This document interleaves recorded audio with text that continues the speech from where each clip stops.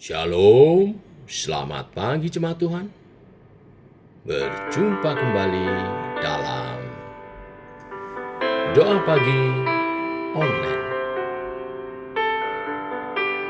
Jadikan aku indah. Ku datang ya Bapa dalam kerinduan, memandang keindahan-Mu. Ku berikan segalanya, semuanya yang ada.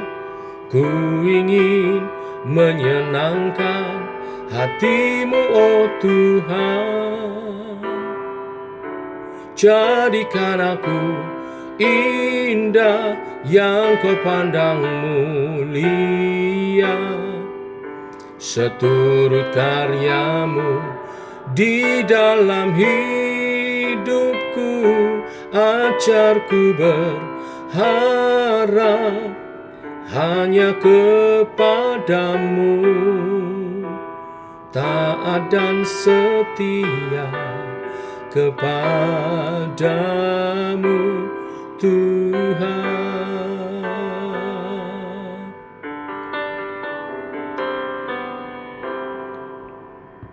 Ku datang ya Bapa dalam kerinduan, memandang keindahan-Mu. Ku berikan segalanya, semuanya yang ada. Ku ingin menyenangkan hati-Mu, oh Tuhan. Jadikan aku indah yang Kau pandang mulia, seturut karya-Mu di dalam hidupku. Ajarku berharap hanya kepadamu, taat dan setia kepadamu Tuhan. Jadikan aku indah yang Kau pandang mulia, seturut karya-Mu di dalam hidupku. Ajarku berharap hanya kepadamu, taat dan setia kepadamu Tuhan. Taat dan setia, taat dan setia, taat dan setia kepadamu Tuhan.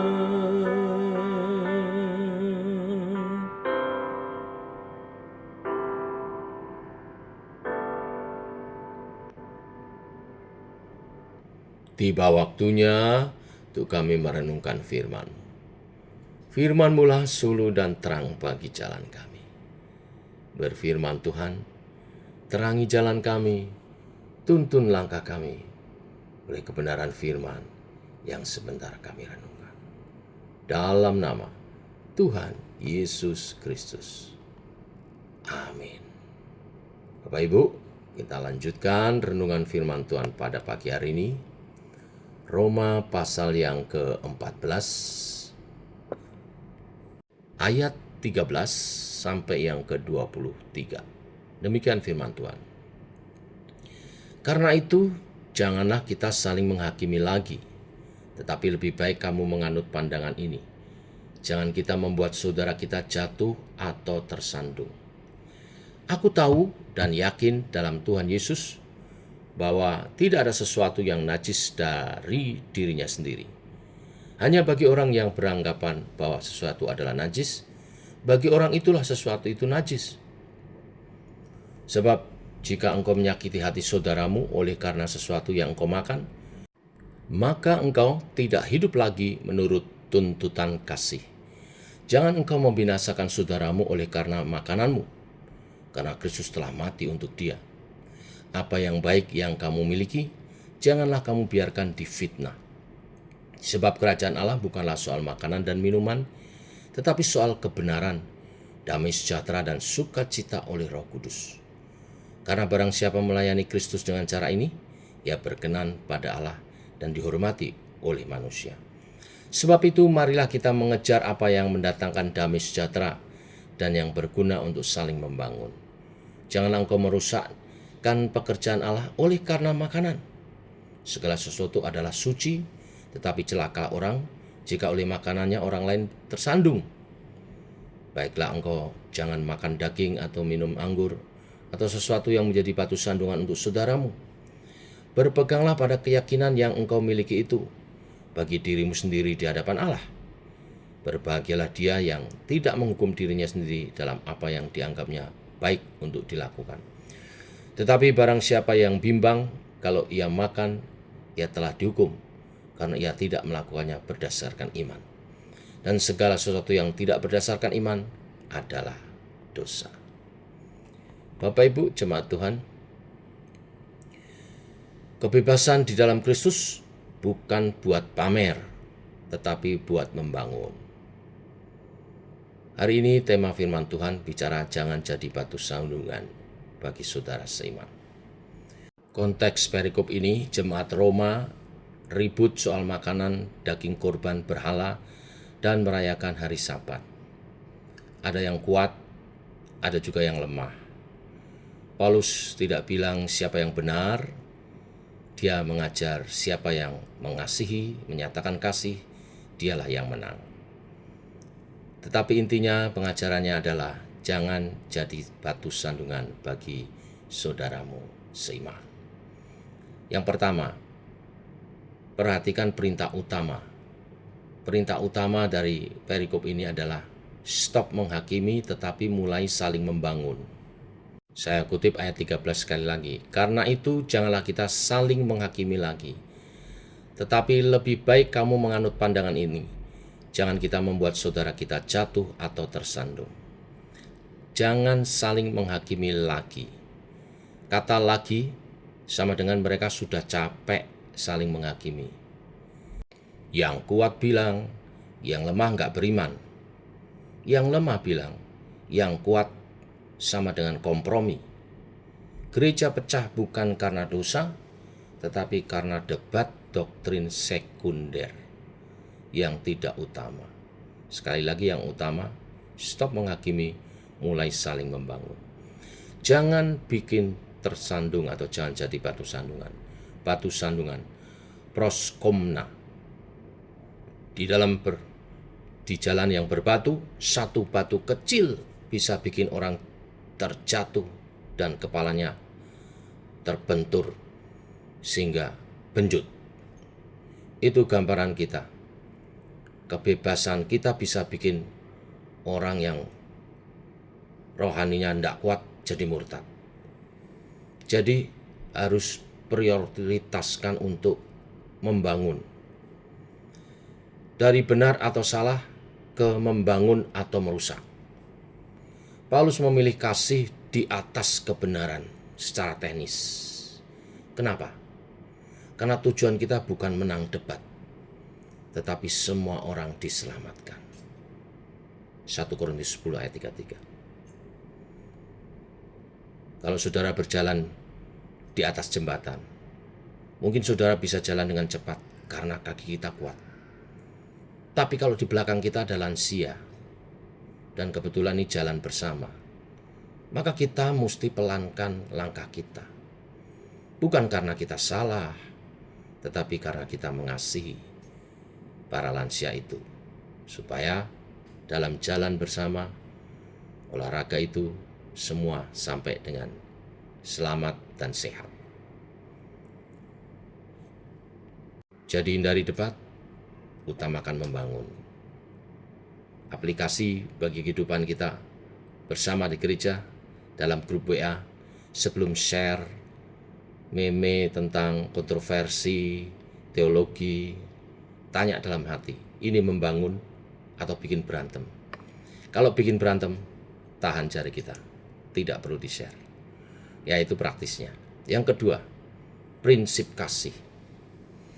Jangan rusak karya Allah demi makanan. Ayat 14-18, saya kutip sepotong-sepotong. Aku tahu dan yakin dalam Tuhan Yesus bahwa tidak ada sesuatu yang najis. Tetapi jikalau engkau menyakiti hati saudaramu oleh karena sesuatu yang engkau makan, maka engkau tidak hidup lagi menurut tuntutan kasih. Kerajaan Allah bukanlah soal makanan dan minuman, tetapi soal kebenaran, damai sejahtera, dan sukacita oleh Roh Kudus. Tidak ada yang najis. Tadi dikatakan di ayat 14. Paulus setuju, yang kuat, semua makanan halal. Imannya kuat, makan apa aja tidak masalah, yang penting mengucap syukur. Kenapa? Yesus sudah bersihkan semua. Markus 7 ayat 19. Tetapi pengetahuan tanpa kasih sama dengan sombong. Ya. Jadi memang benar tidak ada yang najis kalau dimakan dengan ucapan syukur, tetapi jangan jadi sombong. Ya, tetap utamakan kebersamaan. Itu namanya saudara mengasihi, tenggang rasa. Kalau saudara makan sesuatu makanan yang menurut yang lain itu najis, ya saudara lebih baik tidak makan. Jangan rusak karya Allah. Karya Allah, saudara-saudaramu telah ditebus dalam darah Kristus, mahal harganya. Itu karya Allah.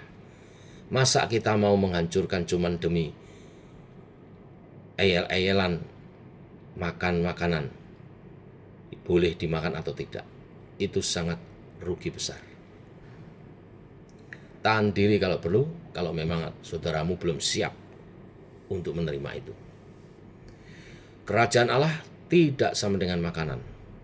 Orang debat soal makanan dan minuman, hari raya dan juga hari raya. Itu tanda mereka nggak paham Injil.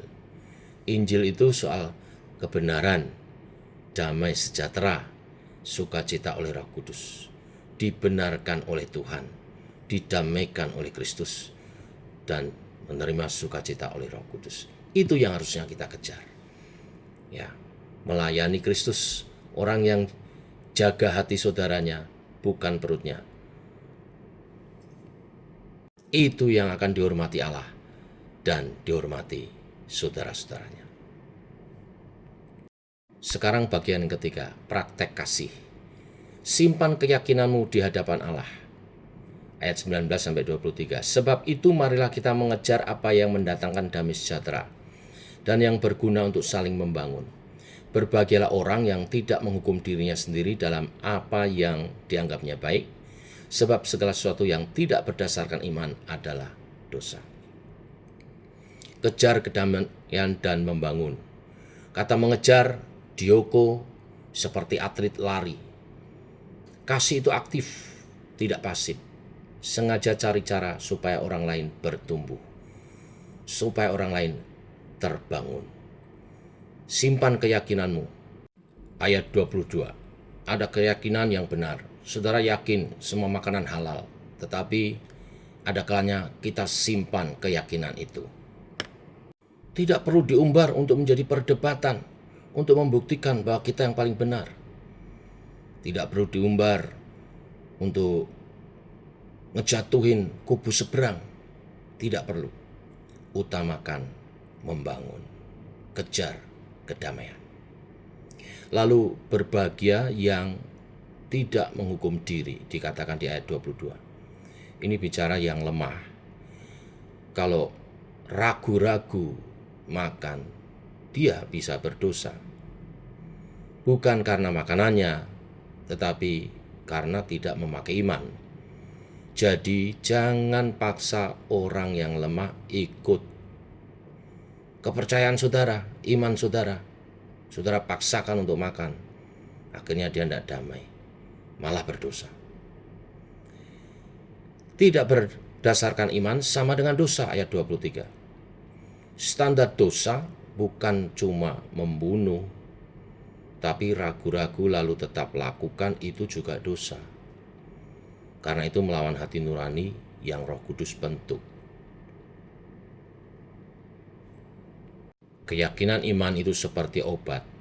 Obat yang benar dosisnya beda-beda. Untuk anak 2 tahun dan untuk orang dewasa berbeda. Kebenaran yang sama, tetapi cara memberinya harus disesuaikan. Jangan paksa bayi minum tablet dosis orang dewasa. Bisa keliengan dan membahayakan. Akhirnya inti daripada renungan kita pada pagi hari ini, jangan jadi batu sandungan walaupun saudara merasa benar. Ada kalanya saudara tahan diri, dan lebih baik mengalah bukan berarti salah, tetapi untuk membangun saudaramu bertumbuh dalam imannya. Bila sudah sama-sama kuat imannya, ya tidak jadi masalah. Tuhan memberkati. Mari kita berdoa. Bapa, kami mengucap syukur oleh kasih anugerah-Mu, rahmat-Mu baru. Demikian pagi hari ini, Engkau mengajar kepada kami untuk hidup mengutamakan damai sejahtera dan membangun teman-teman seiman, saudara-saudara seiman yang memang beragam tingkat imannya. Kami yang lebih dulu memahami, kami mesti mengajar dengan bersabar dan bersikap yang bijak, tidak menghakimi atau menjadi batu sandungan dengan menghakimi dan mempersalahkan mereka yang masih lemah iman. Sebaliknya, kami harus belajar menahan diri demi saudara-saudara dibangun imannya, dan kami harus mengutamakan hidup dalam damai Tuhan. Demikian hal kerajaan surga, bicara tentang kebenaran, damai sejahtera, dan sukacita oleh Roh Kudus. Kebenaran dalam Kristus yang memperdamaikan kami dengan Bapa dan dengan sesama, dan sukacita dalam persekutuan Roh Kudus dengan karakter-karakter ilahi yang dikaryakan Roh Kudus dalam diri kami. Berbuahlah Allah Roh Kudus, berkaryalah dalam kami. Dalam nama Tuhan Yesus Kristus. Amin. Demikian saudara, doa pagi kita. Selamat pagi. Shalom.